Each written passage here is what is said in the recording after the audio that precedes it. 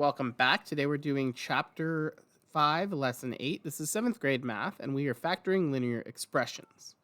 So, we are going to be dealing with monomials, factor, and factored form. So, the very first thing we're going to talk about here is dealing with prime factorization because this is going to be brought up. Prime factorization is when you take a number and you break it down into prime numbers that multiply up to it. So, since 12 is an even number, my first prime number will be 2. 2 times 6 will be 12. 6 can still be broken down into 2 times 3.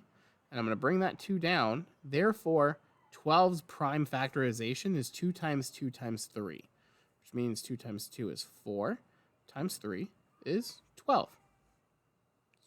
We're going to use prime factorization to be able to find the greatest common factor between two numbers.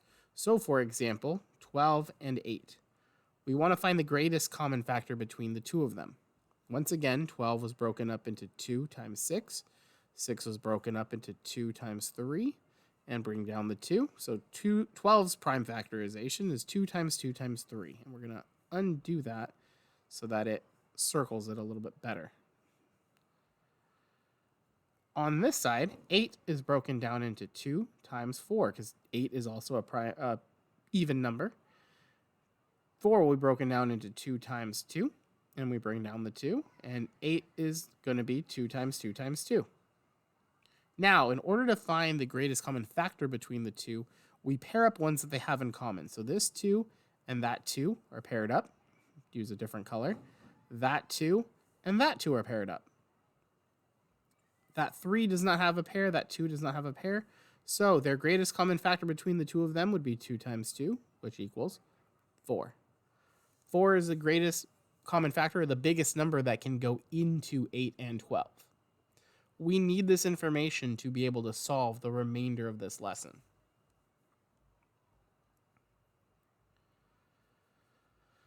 So the best way I can explain factoring linear expressions is basically we're going to do the opposite of distributive property.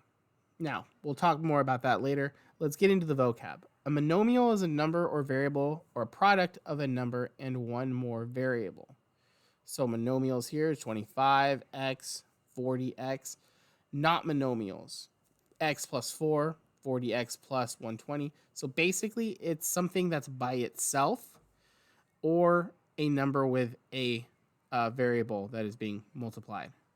As soon as you add or subtract anything to it, no longer a monomial. To factor a number means to write it as products of its factors, which we just did. A monomial can be factored using the same method you would use to factor a number. The greatest common factor of two monomials is the greatest monomial that is a factor of both. So, for example, I've got 4x and 12x. What is the greatest common factor between the two?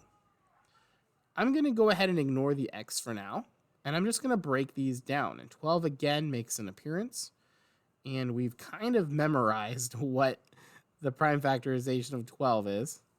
And then 4 is just 2 times 2. Now, in this case, the greatest common factor between 12 and 4 is going to be 4 itself, because 4 can go into 4 and 12. And again, 3 is by itself. They have two 2's paired up. So the greatest common factor is 4. But because they both have an x, technically their greatest common factor is 4x. So 4x can go into 4x and 4x can go into 12x. Now, if this was not 12x and was just 12, then the greatest common factor would be 4, because 4x can go into 4x, but 4x cannot go into 12 because there's no x. So that is the difference there. If they both have the same variable, then you make it part of the greatest common factor. If they don't, get rid of it because they will not have that variable as well as part of their factor.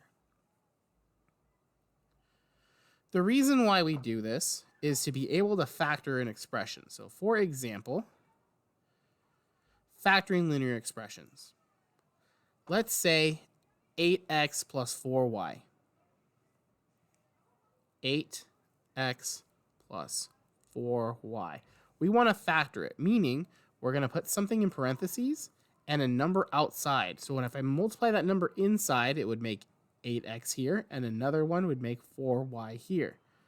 Our first step is to look at the two numbers, 8x and 4y. They do not have the same variable, therefore we're going to ignore the variables. We are going to prime factorize 8 and 4. 4 we know is 2 times 2. And then 8 would be 2 times 4, and break down the 4 into 2 times 2 and bring down that one. The greatest common factor between the two will actually be 4, because they each have a pair of 2's. 4 is the greatest common factor. So now that I know what the greatest common factor is, 4 is outside of the parentheses. Since this is a plus symbol, plus will be in here. So basically what I need to decide is 4 times what would equal 8x, or do 8x divided by 4. 8 divided by 4 would be 2, but inside I'd have to have 2x, because remember it needs to equal 8x. So 4 times 2x would be 8x, and then 4 times what would be 4y? It would literally just be y. So me factoring this would become 4 on the outside, 2x plus y on the inside. All right, and continuing on. Let's go ahead and do a new whiteboard. So we'll do a few more examples of this. So now they want us to factor 3x plus 9. Sometimes you can literally look at it and not have to do the prime factorization trees, like 3 and 9. We know the greatest common factor is going to be 3, because 3 can go into both numbers. 3 times what would make 3x? That would be x. 3 times what would make 9? That would be 3. And if I did distributive property, that would be 3x, and then 3 times 3 would be plus 9, which gives us our original expression. Therefore, 3 on the outside with x plus 3 on the inside of the parentheses is our factored expression. I have taken this and I have factored it down, basically turning it into a distributive property example.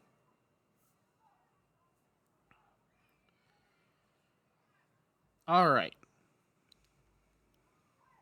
Let's see.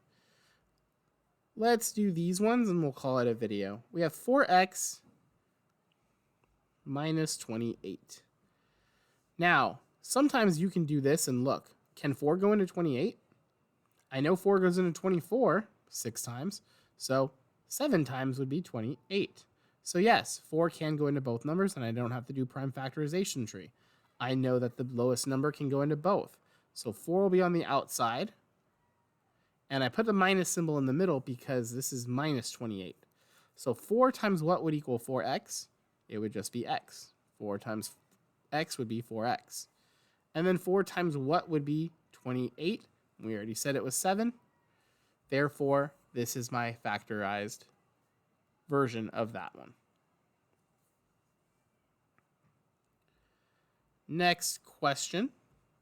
We've got 3x plus 33y. Now, we know this to be true, 3x plus 33y. Both have different variables, so that's not going to be used. But 3 can go into both 3 and 33, so 3 will be on the outside. 3 times x will make 3x. And 3 times what would make 33? That would be 11. And we'd have to add the y there. Therefore, our factorized version of this would be 3 on the outside and x plus 11y on the inside of the parentheses.